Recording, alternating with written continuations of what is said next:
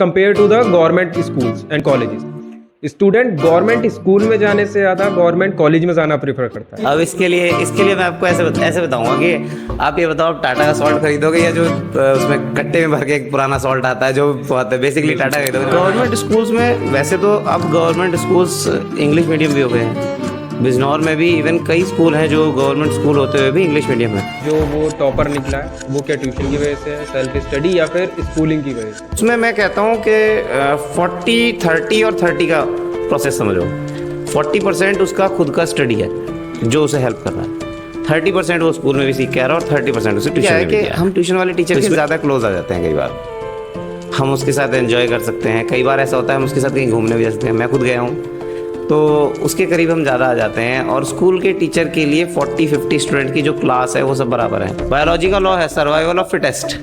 जो जितना फिट होगा आज के समय में वही सर्वाइव कर रहा है। ये बायोलॉजी का लॉ अब मैं मानता हूँ हर फील्ड में आ गया है, चाहे वो जॉब्स हों, बिजनेसेस हो, या जो अपने आप को अपग्रेड करता रहेगा अपने सराउंडिंग के अकॉर्डिंग। नोकिया फ़ोन क्यों नहीं चला? क्योंकि उसने अपग्रेड नहीं किया।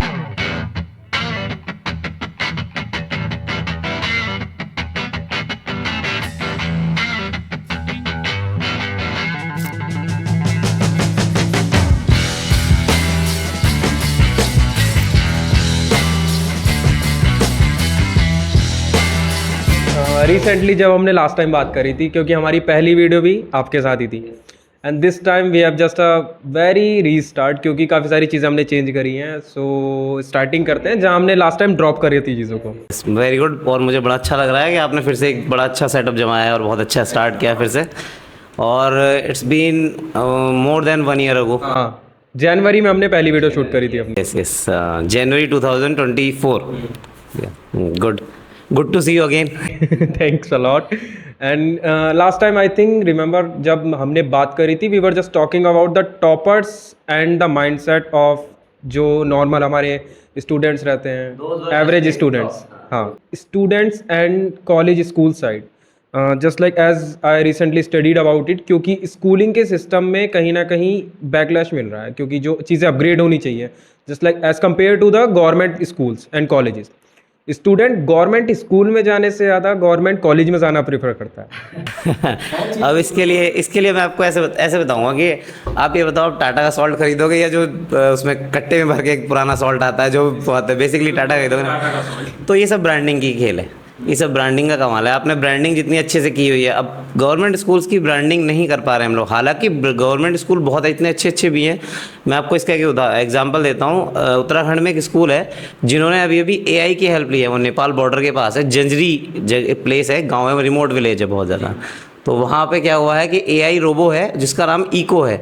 उस इको रोबो के थ्रू पूरे स्कूल में एजुकेशन चल रही है और बहुत अच्छे से चल रही है। तो ऐसा नहीं कह सकते कि गवर्नमेंट, लेकिन हाँ इस चीज़ का असर हुआ है पिछले आने वाले लास्ट 10 सालों में हुआ है इस चीज़ का असर। और वो भी मेन रीज़न इसका रहा है ब्रांडिंग और जो हमारा स्टेटस हो गया है। अब ये एक स्टेटस सिंबल सा बनता जा रहा है। And about the government colleges, क्योंकि स्टूडेंट्स, अब यूपी की बात करूँ मैं नॉर्मली, यहाँ के गवर्नमेंट स्कूल्स की हालत वी एवरीवन नोज, हमें सबको पता है क्या चीज़ चल रही है क्या नहीं चल रही है।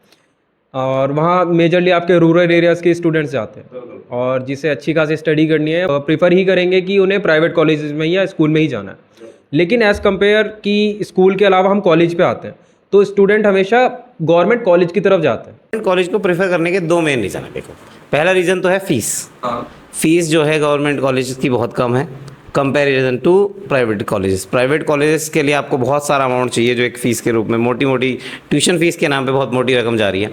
और दूसरा मेन रीज़न जो है वो ये है कि गवर्नमेंट स्कूल आपको अच्छे प्लेसमेंट देगा और वहाँ पर जो टीचर पहुँचे हुए हैं वो बहुत सारे हायर स्टडीज़ करके या बहुत सारे टफेस्ट एग्ज़ाम्स दे के वहाँ पहुँचे हैं। और वो टफ एग्ज़ाम देने के बाद पहुँचे होंगे तो जाहिर सी बात है अच्छा ही पढ़ाएंगे, उनके पास बढ़िया नॉलेज होगी, उनमें कहीं भी कोई मिलावट वाली कहानी नहीं आती है। तो इसलिए वहाँ को प्रेफर करना ज़्यादा मानते हैं।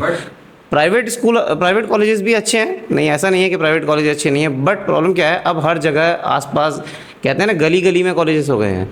तो अब गली गली में कॉलेज हो गए तो वो सब तो उतना अफोर्ड नहीं कर पाते हैं, तो फिर वो हमें क्या देंगे, क्वालिटी घटा देंगे हमारी। बस वही रीज़न है मेन जो गवर्नमेंट की तरफ प्रेफर किया जाता है। Same thing with the government schools, क्योंकि स्कूल्स के अंदर भी टीचर तो आपके प्रॉपरली एजुकेट होके ट्रेनिंग होके जाते हैं। बिल्कुल सही बात है। अब जो है मैं इस चीज़ को मानता हूँ कि जो लास्ट 3 to 4 इयर्स वाला सीन है उसमें जो टीचर नए गए हैं जॉब में, उनको मैं बहुत अच्छा मानता हूँ। बहुत अच्छा पढ़ा रहे हैं, मैंने कई जगह देखा है। इवन मेरे कई कोलीग्स हैं जो बहुत अच्छी एजुकेशन दे रहे हैं अपने प्राइवेट स्कूल्स में, अपने गवर्नमेंट स्कूल्स में, सॉरी गवर्नमेंट स्कूल्स में बहुत अच्छी एजुकेशन दे रहे हैं। लेकिन वहाँ प्रॉब्लम जो है वो बच्चों के ना पहुँच पाने की है। बच्चे वहाँ पहुँच नहीं पा रहे हैं क्योंकि सबको अपना स्टेटस सिंबल दिखाना है और वो है प्राइवेट स्कूल।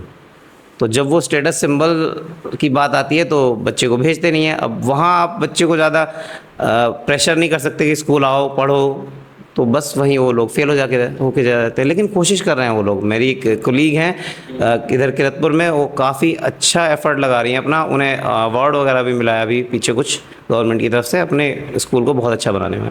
हालांकि गवर्नमेंट में बेस्ट टीचर्स हैं, मैं कहता हूँ बहुत अच्छे टीचर्स हैं। पिछले 5-6 सालों से तो बहुत ही अच्छे अच्छे टीचर्स जा रहे हैं जो भी जा रहे हैं वहाँ पे, क्योंकि अब एग्ज़ाम्स कंपटीशन बहुत ज़्यादा बढ़ता जा रहा है और टफ से टफ एग्ज़ाम क्लियर करके जा रहे हैं। कम से कम 14 सब्जेक्ट्स को पढ़ के तब आपका एग्ज़ाम क्वालिफाई होता है जो आपको गवर्नमेंट जॉब दिलाता है, गवर्नमेंट टीचिंग जॉब। अब 14 सब्जेक्ट पढ़ना ऑलमोस्ट ए PCS, फिर उसको फिर एग्ज़ाम क्लियर करना, कट ऑफ में आना, है ना। तो वो सारी चीज़ें बहुत काफ़ी टफ हैं। लेकिन जो ये पॉलिटिशियन हुए या बड़े लोग हुए वो सब क्या करेंगे, वो सब इतना काम करते हैं, वो सब स्टेटस की तरफ जाते हैं कि हमारे बच्चे को गंदगी ना लग जाए, हमारे बच्चे को थोड़ा सा भी क्या कहते हैं उसकी इम्यूनिटी अच्छी रहे, उसके साथ कोई भी साफ़ सफाई का ध्यान रखा जाए, वो सब चीज़ें। तो इस सब की वजह से ज़्यादा लोग प्रेफर करते हैं। एनी रीज़न कि ऐसा क्यों है गवर्नमेंट कॉलेजेस में, स्कूल्स में बेसिकली? गवर्नमेंट स्कूल्स में वैसे तो अब गवर्नमेंट स्कूल्स इंग्लिश मीडियम भी हो गए हैं। बिजनौर में भी इवन कई स्कूल हैं जो गवर्नमेंट स्कूल होते हुए भी इंग्लिश मीडियम है। अच्छा वहाँ एटमॉस्फेयर है, टीचिंग एटमॉस्फेयर है, सब कुछ है।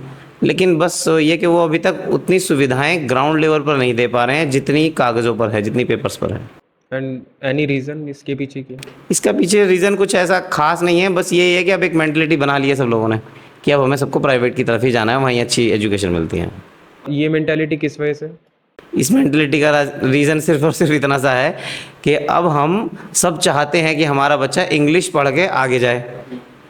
हालांकि ज़रूरी नहीं है कि वो इंग्लिश से ही अदर आगे जाके कुछ कर पाएगा। Hindi is our mother tongue और हमें बहुत कुछ देती है। हम आप हिंदी में बात कर रहे हैं, ऐसा कुछ बुरा नहीं है, सबको अच्छा लगेगा। आजकल सब कुछ कंटेंट हिंदी में चल रहा है, ऐसा कुछ नहीं। तो प्रॉब्लम वहीं आ रही है सबको कि सबके दिमाग में एक बात सेट हो गई है कि वो वहाँ नहीं चलेगा, वहाँ पर वो चीज़ नहीं मिल पाएगी बच्चे को जो हमारे प्राइवेट स्कूल्स में मिल पा रही है। यू ऑल्सो थिंक कि अब स्कूलिंग के साथ बहुत से स्कूल्स ये चीज़ ला भी रहे हैं अपने अंदर, an extra subject as an language, just like French, Spanish, German, बहुत सारी ऐसी लैंग्वेज है जो स्कूल ने अलाउ करा दी है। I thought it must B compulsory.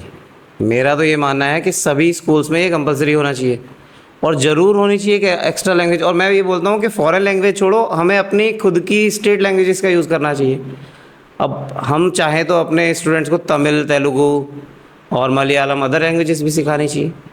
हमारा तो इंडिया इतना बड़ा डेमोक्रेटिक कंट्री है, हमें बहुत दूर तक, इवन हम अगर लैंग्वेज स्टेट्स की बात करें तो लैंग्वेज लेवल पर भी हमारा इंडिया बहुत बड़ा है।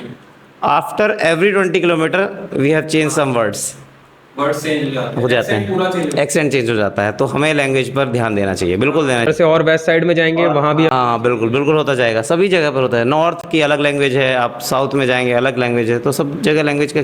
लेकिन हाँ, हमें एक फ़ॉरेन लैंग्वेज इंक्लूड करनी चाहिए अपने सिलेबस में, ज़रूर करनी चाहिए, ताकि बच्चा आगे जाके कहीं भी उसका यूज़ करे। और सबसे ज़्यादा आपको पता है सबसे ज़्यादा लैंग्वेज कौन सी बोली जाती है फॉरेन लैंग्वेज? सबसे ज़्यादा फ्रेंच है।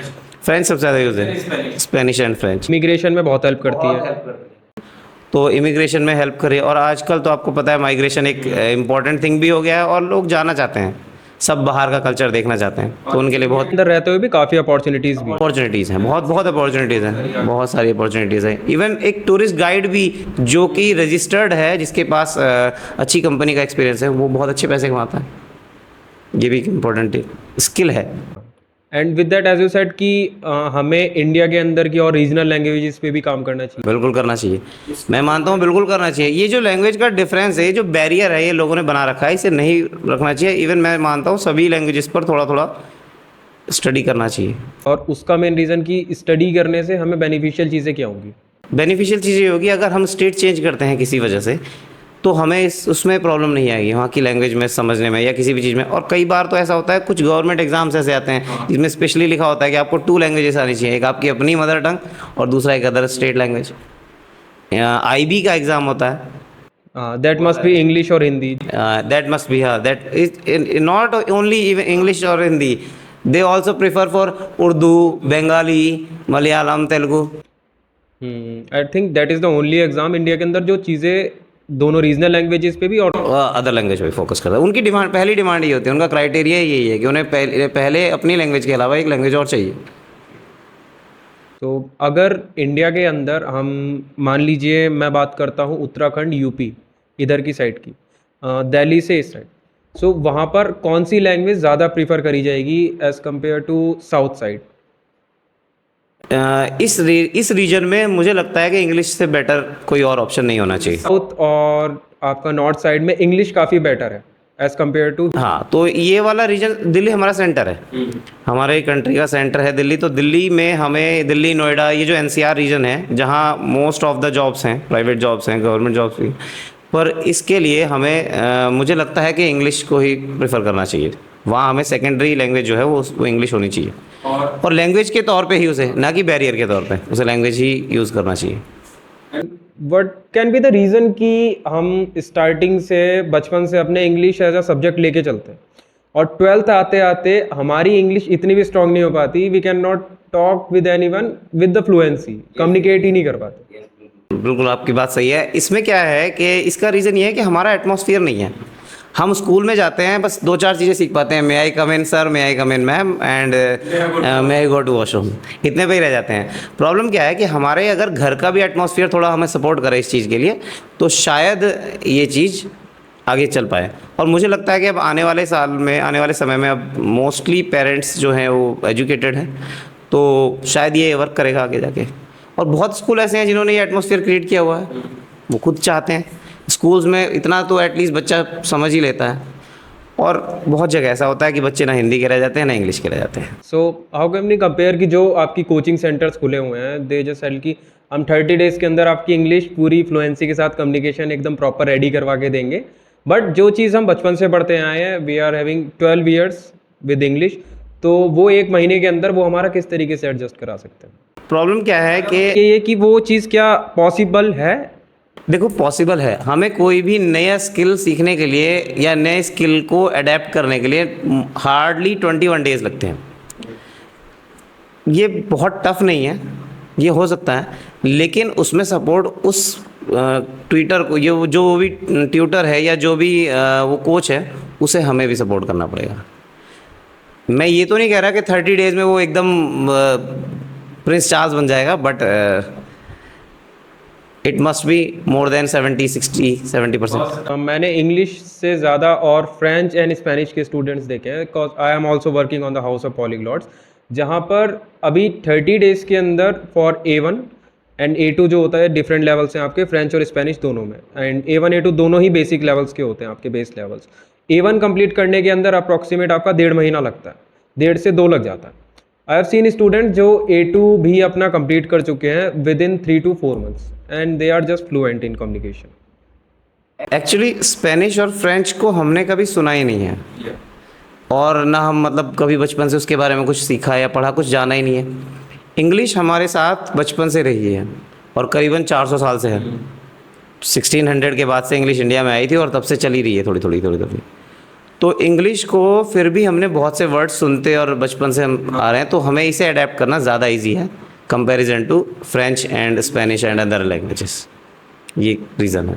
एंड वन मोर थिंग कि जब हम स्कूल में सेम चीज़, सेम सब्जेक्ट एडवांस पढ़ते हैं, सो अब इंडिया के अंदर, और I don't know about the other countries, लेकिन इंडिया के अंदर जो मेजर चीज़ें हैं अबाउट द ट्यूशन वाली थिंग, क्योंकि सबको स्कूल जाना है firstly, after that they learn the same thing at the tuition, और जो चीज़ उन्होंने 8 घंटे के अंदर पढ़ी है, they want it summarised at only hour, only in an hour. इसके पीछे भी 2 रीज़न, इसके पीछे रीज़न 2 ये हैं। एक तो बच्चे का बेस अगर कमज़ोर है, वो वीक स्टूडेंट है, स्टार्टिंग से रहा है, या वो किसी एक पर्टिकुलर सब्जेक्ट को पसंद नहीं करता है, तब हमें ट्यूशन की रिक्वायरमेंट है। और वो भी तब जब स्कूल में जो क्लास चल रही है उस क्लास पर भी बच्चा फोकस ना कर रहा हो। तब रिक्वायरमेंट है। ट्यूशन का जो सीन स्टार्ट हुआ था वो इस तरह से हुआ था कि कोई बच्चा अगर बहुत ज़्यादा कमज़ोर है, किसी सब्जेक्ट में वीक है, तब उसे ट्यूशन की रिक्वायरमेंट होती थी और उसे सजेस्ट किया जाता था। इवन पहले स्कूल्स में सजेस्ट किया जाता था कि आपके बच्चे को ट्यूशन की रिक्वायरमेंट है। अब क्या है, अब उसके भी ये हो गया कि एक तो ये स्टेटस सा बन गया है, और दूसरी चीज़ एक ये है कि अब क्लासरूम्स जो हैं वो बहुत ज़्यादा ब्रॉड हो गए हैं। अब उसमें बहुत ज़्यादा स्ट्रेंथ हो गई है, 40, 50, 60। इन द ट्यूशंस की वहाँ भी 150 बच्चा पढ़ रहा है एक साथ बैठ। हाँ, वो भी हो गया। अब वो क्या बन गया है, अब वो एडवर्टाइजमेंट का एक तरीका बन गया है। अब ये जो 150, यानी कि जिस ट्यूशन में जितने ज़्यादा बच्चे होंगे वहाँ और ज़्यादा आएंगे, क्योंकि वहाँ एडवर्टाइजमेंट ज़्यादा हो रहा है। लेकिन इन माई माई ओपिनियन, ये मेरा अपना ओपिनियन है कि अगर ट्यूशन की रिक्वायरमेंट है बच्चे को तो ऐसी जगह पढ़ाएं जहाँ थोड़ा कम बच्चे हों, ताकि उसे एटलीस्ट वो 60 बच्चों में तो वो स्कूल में ही पढ़ के आ रहा है, जब उसे वहाँ नहीं समझ में आया तो 150 बच्चों में क्या सीखेगा। तो कम से कम जहाँ वो 10, 12, 15 बच्चों में बैठा है तो वहाँ वो आराम से समझ। एंड जब कोई टॉपर निकलता है तो ट्यूशंस और क्लासेस अपना ब्लेम देने लगती हैं कि अपना एक्सेप्ट एडवर्टाइजमेंट करना, अपना एडवर्टाइजमेंट करने लगते हैं। बिल्कुल करते हैं, बिल्कुल करते हैं। स्कूल वाले भी ऐसे ही करते हैं। अगर टॉपर बच्चा निकल रहा है तो स्कूल वाले भी अपना एडवर्टाइजमेंट निकालते हैं, और वो भी सबका ये अपना अपना कहते हैं ना, अपना अपना कंटेंट बेचने का तरीका है। अब वो चाहे स्कूल हो या ट्यूशन हो, तो सबको यही करना है। सो इसके पीछे रीज़न क्या होता है कि स्टूडेंट जो वो टॉपर निकला है वो क्या ट्यूशन की वजह से है, सेल्फ स्टडी, या फिर स्कूलिंग की वजह से?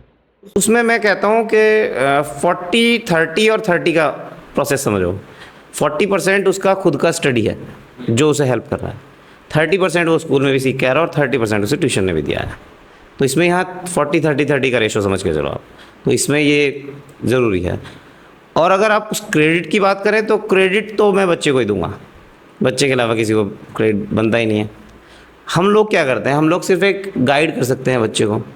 अगर मैं खुद ट्यूशन पढ़ाता हूँ, मैं अगर गाइड कर रहा हूँ बच्चे को, मेरे बहुत सारे स्टूडेंट्स टॉपर भी रहे हैं, बहुत सारे ऐसे हैं आज जो जॉब्स पर भी चले गए हैं, गवर्नमेंट जॉब्स पर चले गए हैं, बहुत सारे ऐसे हैं। लेकिन उस चीज़ का क्रेडिट भी मैं बच्चे को ही देता हूँ। मैं नहीं कहूँगा कभी कि मेरी वजह से वो ये बनाए वो बनाए, नहीं। उस अगर वो नहीं चाहता तो मैं कितना भी कर लूँ, अगर वो खुद से नहीं चाहेगा। मैं हमेशा अपने स्टूडेंट्स को बोलता हूँ कि टीचर एक हैंडपम्प की तरह होता है। आप उसे जितना हैंडल लगाओगे वो उतना ज़्यादा नॉलेज आपको देगा। वो जो हैंडपम्प से निकलने वाला वाटर है वो एक तरीके की नॉलेज है। उसे आप जितना खुद से प्रेशर करोगे, जितना हैंडल लगाओगे, तब तक वो खुद ज़्यादा से ज़्यादा नॉलेज देता रहेगा। तो यहाँ बच्चे का सबसे ज़्यादा रोल है। Credit goes to only child, और कोई क्रेडिट लेने लायक नहीं है इसके लिए। एंड एनसीईआरटी के बारे में आपका क्या कहना है? एनसीईआरटी बहुत सोच समझ के सिलेबस बनाती है, बहुत अच्छी चीज़ है। उसमें आप कोई भी कमी नहीं निकाल सकते। अभी हमारा न्यू एजुकेशन पॉलिसी स्टार्ट हो गई है 2020 से, NEP 2020 बोलते हैं सर। उसमें उन्होंने 5+3+3+4 का रूल स्टार्ट किया है, और वो बहुत अच्छा है। पहले 5 ईयर जो है, मैं स्टार्टिंग से सारा बताता हूँ, उसमें पहले 5 ईयर जो है वो उसे उन्होंने फाउंडेशनल स्टेज का नाम दिया है। अब जो वो फाउंडेशनल स्टेज है हमारी, उस फाउंडेशनल स्टेज में बच्चे को एग्ज़ाम नहीं देने, सिर्फ बच्चे को सीखना है बिना किसी एग्ज़ाम के। और क्या बोलते हैं, ना तो उसे कोई प्रेशर झेलना है कि हाँ होमवर्क करना ही करना, होमवर्क का, और वो जो भारी से बैग का वजन है ना उसका, वो भी कम कर दिया है एनसीईआरटी ने, बहुत सोच समझ के बना। से स्टार्ट होने वाले फाउंडेशनल स्टेज प्राइमरी से स्टार्ट होगी, यानी कि नर्सरी जो हमारी है, तो नर्सरी, LKG, UKG और 1st और 2nd तक चलेगी। ये गवर्नमेंट में है या फिर प्राइवेट? सब जगह, ये सब जगह के लिए एनसीईआरटी सब जगह के लिए है। और ये रूल बिल्कुल इंडिया में 2020 के बाद से इम्प्लीमेंट किया जा रहा है, और मोस्ट ऑफ द स्टेट्स ने इसे अडेप्ट कर लिया है। कुछ बचे होंगे लेकिन वो भी धीरे धीरे से अडेप्ट करेंगे, और करना ही पड़ेगा उन्हें इस चीज़। और इसके साथ साथ एनसीईआरटी और मेजर जो सब्जेक्ट्स हैं हमारे, अभी तक 7th और 8th तक तो सब्जेक्ट नॉर्मलाइज रहते हैं। इवन 9th और 10th में थोड़े सब्जेक्ट आपके इंक्लूड हो जाते हैं, लेकिन जब 11th में एंटर करते हैं वो सब्जेक्ट थोड़े सब्सट्रैक्ट होके कम बचते हैं। PCM चूज़ करिए तो आपको एक्स्ट्रा सब्जेक्ट लेना पड़ेगा, तो you will be having 5 subjects. लेकिन 10th तक हम बहुत सारे सब्जेक्ट पढ़ते हैं। अब नहीं ऐसा। आपको 11th के बाद, जब से न्यू एजुकेशन पॉलिसी आई है, 11th में भी आप बहुत सारे सब्जेक्ट ले सकते हैं। और अब मोर देन 28 और 30 सब्जेक्ट्स इंक्लूड्स किए गए हैं। अभी क्या है कि आप केमिस्ट्री के साथ म्यूज़िक पढ़ सकते हो, केमिस्ट्री के साथ म्यूज़िक पढ़ सकते हो, बिल्कुल पढ़ सकते हो। अब कुछ ऐसा नहीं है। और जिसे मैथ नहीं पसंद है वो मैथ छोड़ सकता है, और ज़रूरी नहीं कि वो फिजिक्स छोड़ना चाहता हो, नहीं, फिजिक्स भी पढ़ेगा, फिजिक्स के साथ आर्ट पढ़ सकता है, फिजिक्स के साथ अकाउंट्स पढ़ सकता है, अब ये स्टार्ट हो गया है, न्यू एजुकेशन पॉलिसी ये कहती है कि आप बच्चे को के ऊपर छोड़ दीजिए, वो चाइल्ड सेंटर्ड एजुकेशन देती है, वो बच्चे के ऊपर छोड़ देती है कि बच्चा कौन सा सब्जेक्ट लेना चाहता है। लेकिन लैंग्वेज मेन है, आपके स्टेट के अकॉर्डिंग आपकी लैंग्वेज मेन है। जैसे हमारे स्टेट में हिंदी और इंग्लिश 2 लैंग्वेजेस को ज़रूर पढ़ना है, इसके अलावा बाकी सब्जेक्ट आप अपनी मर्ज़ी से चूज़ कर सकते हैं 11th में। रही बात 1st to 5th या छोटी क्लासेस की बात करता हूँ मैं, 1st to 8th की बात करता हूँ। तो 1st to 8th में 1st to 8th की अगर मैं बात करूँ तो 1st to 8th में जो सब्जेक्ट्स हैं हमारे वो सारे अच्छे हैं, कोई ऐसा बुरा नहीं है। देखो मैथ्स हुआ, साइंस हुआ, और आपके ये जो अदर सब्जेक्ट होते हैं ना, इसमें कुछ सब्जेक्ट और होते हैं, MSc बोल देते हैं, मोरल साइंस। तो मोरल साइंस का भी एक बहुत बड़ा रोल है, बट ये डिपेंड करता है द वे यू टीचिंग। अगर आप उसे सिर्फ एक सब्जेक्ट मान के पढ़ा रहे हैं तो वो नहीं आने वाला बच्चे की समझ में। वहाँ तो आपको मोरल सिखाने हैं, एटिकेट सिखाने हैं, वहाँ सिर्फ बच्चे को इतना बताना है कि क्या आपको करना चाहिए, क्या नहीं करना चाहिए, किससे आपको फ़ायदा है, किससे आपका नुकसान है। तो मोरल साइंस ये चीज़ जो है ये ऐसा सब्जेक्ट है जिसे हमें ऐसे लाइटली नहीं लेना चाहिए, सिर्फ और सिर्फ इसे स्टोरी वाइज समझाना चाहिए बच्चे को। अब आती है बात जीके आर्ट। ये जीके आर्ट सब्जेक्ट नहीं है, ये आपके स्किल्स हैं, ये आपके स्किल्स हैं। आर्ट आपको, म्यूज़िक हुआ, ये सब स्किल्स हैं, ये आपको आगे जाके बहुत बेनिफिट देंगे। लेकिन अगर बच्चे को इंटरेस्ट जनरेट किया जाए तो जीके का तो रोल इतना बड़ा है। आप आगे जाके देखते हैं कितने भी गवर्नमेंट एग्जाम्स हो, सब में जीके जीएस की रिक्वायरमेंट है। तो अगर वो बच्चे को इंटरेस्ट स्टार्टिंग से ही पता होगा तो वो चीज़ें, अब उसे पता है कि ताजमहल आगरा में है, अब वो ताजमहल उसे दोबारा अगर ग्रेजुएशन में जाके पढ़ रहा है कि ताजमहल आगरा में है, तो फिर तो इसका मतलब उसने वहाँ जीके पढ़ा ही नहीं, बेकार, कोई फ़ायदा नहीं हो उसका। तो ये सब्जेक्ट जो है ऐसे बुरे नहीं है, या इसे बहुत ज़्यादा वो नहीं मान सकते हम। विद दैट कि प्राइवेट स्कूल्स का हर साल सिलेबस चेंज होता है। ये है फाइनेंशियल पॉलिसी है, इस पे मैं ज़्यादा कमेंट नहीं कर सकता लेकिन ये फाइनेंशियल पॉलिसीज़ है, सबके अपने अपने तरीके होते हैं कमाने के, तो डिपेंड है। लेकिन कुछ अच्छे स्कूल है जो नहीं करते चेंज, जो पुराने भी हैं। क्योंकि कुछ सब्जेक्ट जैसे हमारी जीएस हो गई, जनरल स्टडीज़। अच्छा, 9 to 12th नहीं कर सकते वो चेंज, 9 to 12 सब NCERT है तो उन्हें चेंज नहीं करना। इवन 6 to 12th भी नहीं कर सकते, लेकिन ये है कि वो उनका अपना फाइनेंशियल वो गोल अचीव करना है उन्हें, मैनेजमेंट को भी अपना कुछ कमाना है, और बाकी जो जितने भी एजुकेटर्स हैं उन सबको भी कुछ ना कुछ लेके चलना है। साथ साथ वो कोई सेकेंडरी बुक लगा देते हैं, लेकिन सिर्फ कोई एक सब्जेक्ट की जो भी एडिशनल है, जैसे IT हुआ आपका या कंप्यूटर साइंस हुआ, बस उसमें लगा सकते हैं, बाकी और किसी में नहीं लगा सकते वो। आई थिंक इंडिया के अंदर भी ऐसा होना चाहिए कि आपके प्राइवेट और जो गवर्नमेंट स्कूल्स हैं, बुक खरीदने की जगह स्कूल्स के अंदर बुक होनी चाहिए। जैसे लाइक कॉलेजेस में आप लाइब्रेरी से बोरो कर सकते हो। नहीं, वो है लाइब्रेरीज़ के अंदर अच्छे स्कूल हैं जिनके अंदर लाइब्रेरी में बुक्स हैं, लेकिन प्रॉब्लम क्या है कि अब वो कितने बच्चों को दे सकते हैं। अगर किसी स्कूल की स्ट्रेंथ है 1000 या 500 प्लस है, तो वो कितने बच्चों को बुक देंगे, वहाँ चीज़ आएंगी। अगर हाँ ऐसा है कि 1 या 2 बच्चा कोई इस तरीके से, अब गवर्नमेंट ने RTE की सुविधा 2005 से स्टार्ट की हुई है, 2005 से। RTE में बच्चा एडमिशन लेता है तो वहाँ उसकी फ़ीस नहीं जाती, वो गवर्नमेंट उसका खर्च उठाती है, सारी फीस का जितना भी है। तो वो सुविधाएं मिल रही हैं, ऐसा नहीं है, वो प्राइवेट स्कूल्स में भी सब में मिल रही हैं, वो सब, उसे कोई मना नहीं करता। हर स्कूल को एक पर्टिकुलर परसेंटेज दी गई है कि आपको इतने % स्टूडेंट्स को एडमिट करना ही करना है अपने स्कूल में in the presence of RTE, right to education 2005। तो ये तो चलेगा, लेकिन ये जो बात है कोर्स की, वो तो देखो फाइनेंशियल गोल अचीव करने हैं उन लोगों को।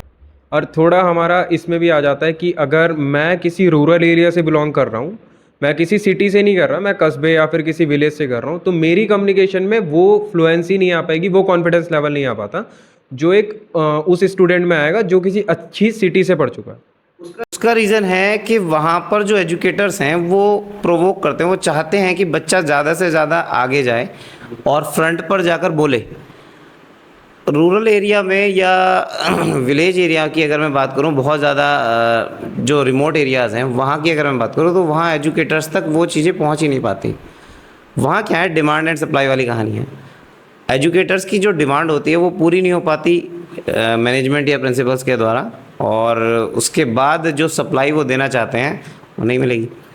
बच्चा भी थोड़ा सा डरता है उस चीज़ को फेस करने के लिए, लेकिन मैं मानता हूँ कि हर बच्चे को, चाहे वो उसे शर्म हो या कुछ भी हेजिटेशन हो, उसे उसके बैरियर को तोड़कर फ्रंट पर जाना चाहिए और बोलने का स्किल सीखना चाहिए। कम्युनिकेशन स्किल जो है वो सबसे पहला, हाँ सबसे पहला स्किल है आपके किसी भी जॉब के लिए, इवन बिजनेसेस के लिए बहुत ज़्यादा इसकी ज़रूरत पड़ेगी आने वाले समय। जब मैं स्कूल में था, हमारे स्कूल ने भी एक इनिशिएटिव करा था। स्टार्टिंग में आके सबका थॉट से ही होता है। पहले स्टार्टिंग हुई थी थॉट से, फिर न्यूज़ से हुई थी, फिर आर्टिकल्स वगैरह सारी चीज़ें ही। बट वो तब था जब मैं पढ़ता था। अभी रिसेंटली मैंने भी एक स्कूल ज्वाइन करा था जहाँ मैं खुद पढ़ा के आया हूँ। 2 to 3 मंथ्स मैंने वहाँ टीचिंग करी है। वहाँ स्कूल का सबसे बेस्ट चीज़ मुझे ऐसी लगी, पूरा स्कूल रूरल एरिया में आता है, गांव के अंदर स्कूल है, लेकिन वहाँ के टीचर्स और प्रिंसिपल इतने सपोर्टिव हैं। उन्होंने अपने गांव के स्कूल के अंदर डिबेट ऑर्गेनाइज कराई और उस डिबेट के अंदर स्टूडेंट्स ने इंग्लिश, हिंदी, जो उन्हें लैंग्वेज आ रही है टूटी फूटी उस सब में बोला। एंड मेजर हर बच्चा पार्टिसिपेट कर रहा था उसमें, और जो चीज़ मैंने यहाँ की सिटीज़ में नहीं देखा इतना। ये होता है नहीं, सिटीज़ में भी कुछ स्कूलों में होता है। देखो जो अच्छे स्कूल हैं, मैं नाम नहीं ले सकता किसी का, लेकिन कुछ अच्छे स्कूल ऐसे हैं जो कराते हैं चीज़। इवन लास्ट ईयर मैं जिस स्कूल में था, उस स्कूल में मेरा जो प्रीवियस स्कूल था वहाँ पर मुझे कम्युनिकेशन के लिए मिला हुआ था, कुछ एक सब्जेक्ट मिला हुआ था, 1-2 पीरियड मिले हुए थे। तो मैं उसमें क्या करता था कि 2 बच्चों को रोज़ एक टॉपिक दे देता था कि खड़े हो जाओ और बातें करो सिर्फ इस पर। अब वो बातें कर रहे हैं तो उनके खुद के जो व्यूज़ हैं, ओपिनियंस हैं, वो निकल के आ रहे हैं। उससे उन लोगों को बहुत खुद को दिखाई दिया। उन बच्चों ने बाद में रियलाइज़ किया और मुझे बोला कि सर इससे हमारे कम्युनिकेशन स्किल में इम्प्रूवमेंट आया है। मैंने उन्हें कहा कि तुम्हें इंग्लिश में बोलना है इंग्लिश में बोलो, हिंदी में बोलना है हिंदी में बोलो, कैसे भी बोलो, अपनी लोकल देसी लैंग्वेज में बोलो, कोई फ़र्क नहीं पड़ता। बट एटलीस्ट अभी तुम 20, 40, 30 बच्चों के सामने बोलो, बाद में बड़े पूरे स्कूल के सामने बोलना। तो ये ज़रूरी है, बहुत ज़्यादा ज़रूरी है, और ये कराते हैं, स्कूल करा रहे हैं, ऐसा नहीं है। आप बिजनौर में से भी बहुत बच्चे ऐसे हैं जो कम्युनिकेशन स्किल के बेस पे बाहर जा रहे हैं और अच्छा डिबेट कम्पीट कर पा रहे हैं। And I have felt one thing कि स्टूडेंट्स की जो थॉट्स हैं वो लिमिटेड रह जाती हैं। एंड मेरे हिसाब से जो मेरा अजम्पशन है उसका रीज़न इतना है कि स्कूल्स थोड़ी बाउंड्रीज लगा देता है। अगर आप टीचर्स के पास न्यू आइडिया लेके जाते हो, क्योंकि मैं जैसे बचपन में कहते हैं कि थोड़ी चुल रहती थी पूछने की हर चीज़ की। फिजिक्स में कोई टॉपिक चल रहा है, इवन इन द ग्रेजुएशन अगर नेटवर्किंग का टॉपिक है तो मैं नेटवर्किंग के बारे में बहुत पूछता था। टीचर एक टाइम पे कहते थे कि अभी बता देंगे तो वो तो बहुत लास्ट चीज़ रहती है, लेकिन वो चीज़ें कहीं ना कहीं लिमिटेड रखती है, बाउंडेशन ला देती है कि हाँ अभी नहीं, बाद में। बाद आई डोंट थिंक कि कभी आती है किसी की। ये ठीक बात है आपकी, लेकिन इसमें पता है क्या, कई बार टीचर के ऊपर भी कुछ बाउंडेशंस होती हैं। एक तो बाउंडेशन है टाइम की, टाइमिंग की बाउंडेशन उसके पास बहुत होती है। उसे कम टाइम में बहुत सारा सिलेबस कराना होता है, और बहुत सारी चीज़ें ऐसी हैं जो उसे करानी है, जिस पर उसे टारगेट दिया गया है एनुअली, तो उसे वो करानी। एक तो ये रीज़न है। दूसरा रीज़न ये है कि कई बार टीचर जो है उस चीज़ में थोड़ा सा ये सोच लेता है कि बच्चा मेरी इंसल्ट करने आ रहा है, और ये नेगेटिव थॉट जो है वो उसे परेशान कर देती है। और ये नेगेटिव थॉट बच्चे के लिए तो हार्मफुल है, साथ साथ टीचर के लिए भी हार्मफुल है आगे आने वाले समय के लिए। तो यहाँ मैं मानता हूँ कि अगर आपको नहीं आ रहा है एटलीस्ट, तो आप उस क्वेश्चन को लिख लो या कुछ भी कर लो, उस बच्चे को बताओ ज़रूर, नेक्स्ट डे बताओ, अलग अकेले में बता दो। आप नहीं बताना चाह रहे पूरी क्लास के सामने तो अकेले में बताओ, लेकिन बता ज़रूर दो, चाहे उसे किसी और लैंग्वेज में समझाना पड़े। अब जो है 12 ईयर्स के बाद बच्चा काफ़ी मैच्योर होने लगा है, और वो सोशल मीडिया की वजह से बहुत कुछ जानता है, देखता है। तो अब आप उसे समझाने में इतना भारी, मुझे लगता नहीं कि इतना मुश्किल होगा। अब उसे समझाना आसान हो गया है, बहुत ईजी हो गया है, अब उसे इतनी प्रॉब्लम आएगी नहीं समझने में। एक और चीज़ कि पहले के टाइम पे घर वालों का इतना कहना था कि मेरे बच्चे को पढ़ा के दो, हड्डी मेरी खाल तुम्हारी, सीधा एग्जाम्पल था।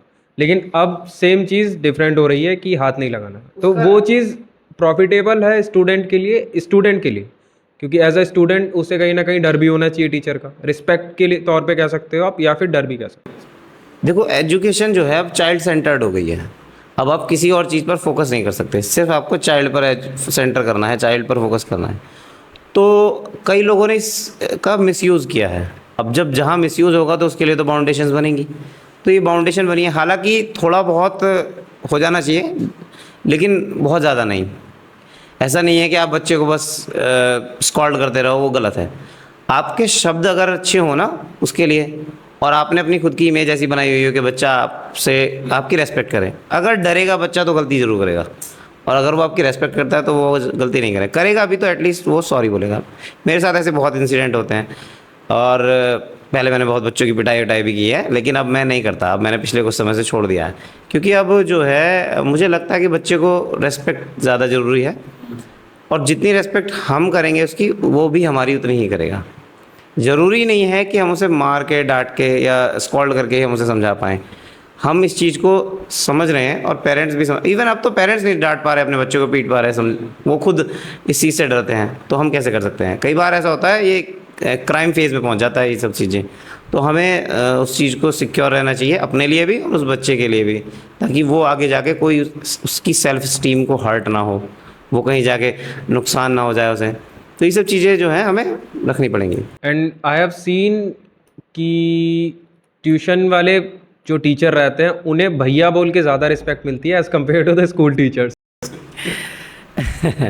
अब उनको पीठ पीछे भी मिलती है। नहीं, ऐसा कोई ज़रूरी नहीं है। मुझे स्कूल्स में आज तक जहाँ भी मैं गया हूँ, अबाउट यू, क्योंकि और टीचर्स का भी देखा। नहीं है, ये चीज़ ठीक है आपकी बात, लेकिन इसमें क्या है कि हम ट्यूशन वाले टीचर के ज़्यादा क्लोज आ जाते हैं। कई बार हम उसके साथ एंजॉय कर सकते हैं, कई बार ऐसा होता है हम उसके साथ कहीं घूमने भी जा सकते हैं। मैं खुद गया हूँ, तो उसके करीब हम ज़्यादा आ जाते हैं। और स्कूल के टीचर के लिए 40-50 स्टूडेंट की जो क्लास है वो सब बराबर है, तो वो सबको उतना ज़्यादा क्लोज नहीं जा सकता, हैंडल भी करनी है। और दिन में 6-7। तो ये लगा लीजिए करीबन 300 बच्चों को, 400 बच्चों को एक टीचर को देखना है, और रोज़ का देखना है, तो फिर वो वहाँ किसके ज़्यादा क्लोज हो सकता है? और क्लोज होना भी नहीं चाहिए, एक बाउंड्री होनी चाहिए, एक डिस्टेंस होना चाहिए टीचर के और स्टूडेंट के बीच में, ये बहुत ज़रूरी है। रिस्पेक्ट और साथ में एक एज फैक्टर जो तो मेन चीज़ है। बिल्कुल ज़रूरी है। देखो, स्टूडेंट जो है वो स्टूडेंट ही रहेगा, चाहे वो मेरे पास मेरे बराबरी का हो जाए, लेकिन वो उसके अंदर वो एक्सपीरियंस नहीं आ सकता जो एक टीचर के अंदर है। तो वो अगर ये सोचता है बच्चा कि हाँ मैं हाइट में सर से बड़ा हूँ, या मैं एज में लगभग सर के आसपास हूँ, बट आपके पास वो एक्सपीरियंस नहीं है जो सर इतने समय से गेन करके आए हैं, तो इस चीज़ की रेस्पेक्ट जो है बच्चे को खुद करनी चाहिए। What do you think about the mental pressure of the student? क्योंकि जो नीट की या जेई मेंस की प्रिपरेशन करते हैं, तो उनमें सबसे ज़्यादा आपके सुसाइडल केसेस आते हैं, बहुत ज़्यादा ही हो गए। मेंटल प्रेशर की बात अगर करें तो मेंटल प्रेशर डालने वाले 3 लोग होते हैं। पहला तो होता है ये जो हमारा सराउंडिंग है, ये जो हमारे आसपास का एरिया, लोग क्या कहेंगे, एक तो ये है। और दूसरा, हमारे कई बार पेरेंट्स भी हम पर मेंटल प्रेशर डाल देते हैं किसी बच्चे के ऊपर, किसी के पेरेंट्स, सब तो नहीं होते पर कुछ पेरेंट्स। अब वैसे पेरेंट्स अवेयर हो रहे हैं, काफ़ी इस चीज़ से अवेयर हो रहे हैं। और तीसरा होता है हमारे खुद के अंदर का fear of failure, fear of being rejected, fear of failure कह दो। या अब जब आप ट्राई कर रहे हो, और आप ट्राई कर रहे हो नहीं हो रहा है, कोई बात नहीं, देन चेंज द पाथ। आपको ज़िंदगी थोड़ा छोड़नी है, द डेस्टिनेशन। आपको डेस्टिनेशन। अब एक बच्चा है जिसे इंजीनियरिंग करनी है, अब वो इंजीनियरिंग करने के लिए जेई की प्रिपरेशन कर रहा है, बहुत अच्छे से सब कुछ चल रहा है, नहीं आ रहा नंबर, 2 साल हो गए, 3 साल हो गए, नहीं आ रहा, तो कुछ दिक्कत है क्या? छोड़ दो उसे उस रास्ते को। इंजीनियर बनना है ना, कोई और तरीका अपना लो, बीएससी कर लो, एमएससी कर लो, मत बनो इंजीनियर, साइंटिस्ट बन जाओ सीधे जाके। ज़रूरी नहीं है ना। देखो, मेंटल प्रेशर जो है वो सिर्फ आता है तब जब हम किसी चीज़ को बहुत ज़्यादा बोझ समझ लेते हैं कि हाँ ये मेरे लिए बहुत ज़्यादा भारी है, बोझ है, मैं इसे पता नहीं कर पाऊँगा कि नहीं कर पाऊँगा। नहीं हो रहा तो चेंज कर दो, कुछ और ढूंढो। वो ढूंढो जो तुम्हारे अंदर है, जिससे तुम अब तक नहीं ढूंढ पाए हो, जो तुम्हारे लिए सबसे ज़्यादा इम्पोर्टेंट है। कॉलेज डिग्रीज एंड स्कूल्स में good grades can even decide your future, कि आप फ्यूचर में कितना ज़्यादा अच्छा कर रहे हैं। देखो, मैं मानता हूँ कि डिग्री में गुड ग्रेड्स ज़रूरी हैं। Also you have to learn a skill. On the social media एक पोस्ट भी काफ़ी वायरल हो रही है ऑफ अ गर्ल जिसने अपनी कॉलेज की डिग्रीज और बहुत सारे मेडल्स लगाए हुए हैं, and even she is saying I am skillless, I am not having a job. देखो, एक बच्चा है जो क्लास में 99% ला रहा है, लेकिन उसके अंदर सिर्फ और सिर्फ 99% लाना ही टारगेट रह गया है, और एक बच्चा है जिसे 99% तो लाने हैं, लेकिन मुझे औरों से आगे निकल के कुछ अलग भी करना है।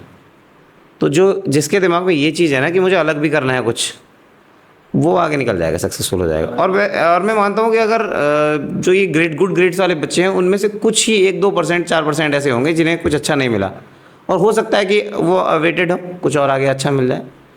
तो ऐसा नहीं है कि गुड ग्रेड्स की रिक्वायरमेंट नहीं, गुड ग्रेड्स की रिक्वायरमेंट होती है, बहुत ज़्यादा होती है गुड ग्रेड्स की रिक्वायरमेंट, क्योंकि गुड ग्रेड्स लाना एक हैबिट हो जाती है। अगर आपका बच्चा छोटी क्लास से गुड ग्रेड्स ला रहा है तो वो एक उसकी हैबिट में बन जाएगा, आगे जाके उसे चेंजिंग होता रहेगा उसके लिए। अब वो आगे जाके अगर वो किसी जॉब इंटरव्यू या कहीं पर भी जा रहा है तो या इवन उसे जॉब मिल भी गई तो जॉब लेने के बाद भी उसे ये रहेगा कि मुझे यहाँ सबसे अच्छा कैसे बनना है, वो उसकी आदत बन जाएगी। देखो मोटिवेशन जो होती है वो टेम्परेरी होती है और डिसिप्लिन परमानेंट होता है। तो ये एक डिसिप्लिन है गुड ग्रेड लाना, जो बहुत ज़रूरी है। हालांकि ये सब चलता है कि ये piece of paper can not decide your future, ये सब सोशल मीडिया ने बच्चों को ज़्यादा ये सब चीज़ें डाल दिया दिमाग में, पर ऐसा नहीं है। पीस ऑफ पेपर आपकी ज़िंदगी में बहुत इंपॉर्टेंट रोल प्ले करता है, not every time but mostly. And even with the back benchers, जो बैक बेंचर्स हैं वो ज़्यादा माइंडसेट अपना बिजनेस में रखते हैं, not even in the studies. And उनके चांसेस ज़्यादा देखे हैं मैंने और ज़्यादा स्टोरीज भी सुनी है, जो बैक बेंचर्स होने के बाद काफ़ी अच्छा अभी पहुँचे हुए हैं। देखो ये तो जो स्टोरीज़ हैं ये सब सोशल मीडिया की बनाई हुई हैं। जितने भी आज के समय में सक्सेसफुल लोग हैं, भले ही वो बैक बेंचर रहे हों एक समय में, लेकिन उसके बाद उन्होंने अपनी डिग्रीज़ ली हैं, बड़ी से बड़ी डिग्रीज़ ली हैं और उन्होंने अपने आप को अपग्रेड किया है, तब जाकर वो बड़े महान बने हैं। हालांकि आइडिया उन्हें भले ही बैक बेंचर रहते आ गया हो, लेकिन उस आइडिया को इवॉल्व करना तब तक नहीं आएगा जब तक आपने कोई एक अच्छी डिग्री ना। इवन आप कितने बड़े नाम हैं हमारे देश में, इवन बाहर देखो आप स्पेस एक्स देखो या कहीं भी देख लो, वहाँ सब लोग जितने भी उनके सीईओज़ हैं या जितने भी वहाँ पढ़े लिखे हैं, वो सब अच्छी डिग्री के बाद ही उस जगह पर पहुँच पाए हैं। गूगल सीईओ है, आईआईटी खड़गपुर से गया है। अब आईआईटी खड़गपुर आसान तो हो रहा नहीं होगा, उसके बाद भी वहाँ ऑक्सफोर्ड, स्टैनफोर्ड, पता नहीं कहाँ कहाँ से डिग्रियाँ ली हैं, तो उसके बाद पहुँचा होगा वहाँ तक। ऐसा नहीं, बिजनेस और एंटरप्रेन्योरशिप दो अलग अलग चीज़ें हैं। बिजनेस तो ये भी है कि किसी ने अपने परचून की दुकान खोल ली, वो बिजनेस है, ठीक है, लेकिन बिजनेस एक स्टेबल चीज़ लेके चलता है। बिजनेस स्टेबल है, लेकिन बिजनेस भी तब तक सक्सेसफुल नहीं हो जब तक आपको उसकी राइट नॉलेज ना हो।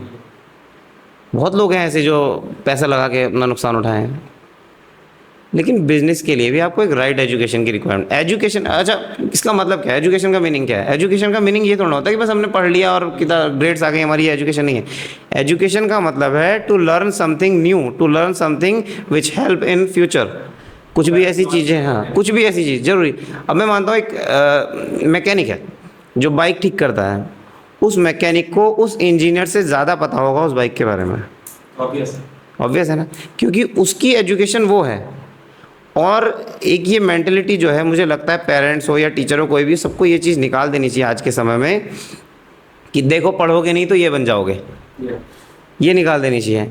ये बनने वाला हो सकता है तुमसे ज़्यादा बेहतर कमाता हो या तुमसे ज़्यादा अच्छी उसकी रेपुटेशन हो वहाँ पर, तो ऐसा ज़रूरी नहीं है। अब जो है बहुत सारे ऐसे फील्ड हैं जहाँ आप अपना गेन कर सकते हो। स्पोर्ट्स सबसे बेहतर है आज के समय में, स्पोर्ट्स हुआ, और कुछ भी आप ऐसा स्किल सीख लो जो आपके अपने हैंड में हो, जो आप जिससे आप कुछ भी अच्छा कर सकते हो, जहाँ अच्छी कमाई कर सकते हो। कई बार मैंने देखा है बहुत लोग ऐसे हैं कि एक वायर जोड़ना है, कनेक्शन करना है, उसी के बहुत अच्छे पैसे मिल जाते हैं। तो स्किल अगर आपके पास है तो आपको वही आपकी एजुकेशन है। ऐसा जरूरी नहीं कि आपने डिग्री ली है तो ये एजुकेशन है, नहीं, एजुकेशन आपका वाले सिखाते थे कि कोई काम छोटा बड़ा नहीं होता, फिर लास्ट तक आते आते सेम चीज़ सिनेरियोस पर आ जाते हैं कि इसके जैसा नहीं बनना है तो तुम्हें ये चीज़ छोड़नी पड़ेगी। वो गलत है, वो चीज़ें गलत हैं। बस हमें पेरेंट्स डिप्लोमेटिक खेल रहे हैं दोनों साइड हमारा। बिल्कुल होता है ये, पेरेंट्स डिप्लोमेटिक खेलते हैं, ये चीज़ सही है बिल्कुल। लेकिन हमें क्या है, अब जैसे अब यंग जनरेशन आ रही है, उसमें क्या है कि उसमें पेरेंट्स को इस चीज़ पर ध्यान देना चाहिए। बच्चे को ये ना बता के कि इसके जैसा नहीं बनना,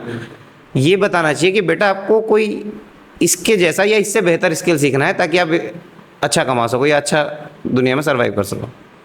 सर्वाइवल बस सर्वाइवल। और ये लॉ है, बायोलॉजी का लॉ है, सर्वाइवल ऑफ फिटेस्ट। जो जितना फिट होगा आज के समय में वही सर्वाइव कर रहा है। ये बायोलॉजी का लॉ अब मैं मानता हूँ हर फील्ड में आ गया है, चाहे वो जॉब्स हों, बिजनेसेस हो, या जो अपने आप को अपग्रेड करता रहेगा अपने सराउंडिंग के अकॉर्डिंग। नोकिया फ़ोन क्यों नहीं चला? क्योंकि उसने अपग्रेड नहीं किया, जबकि वर्ल्ड की बेस्ट सबसे बड़ी कंपनी थी। The video one Nokia phone कि नोकिया ने अपग्रेड नहीं करा। सिम के लेकर बाकी सारी चीज़ें बहुत जगह उसने अपग्रेड नहीं करा। नहीं किया। अगर वो अपग्रेड करता तो शायद ये सब और कंपनीज को इतना सारा मौका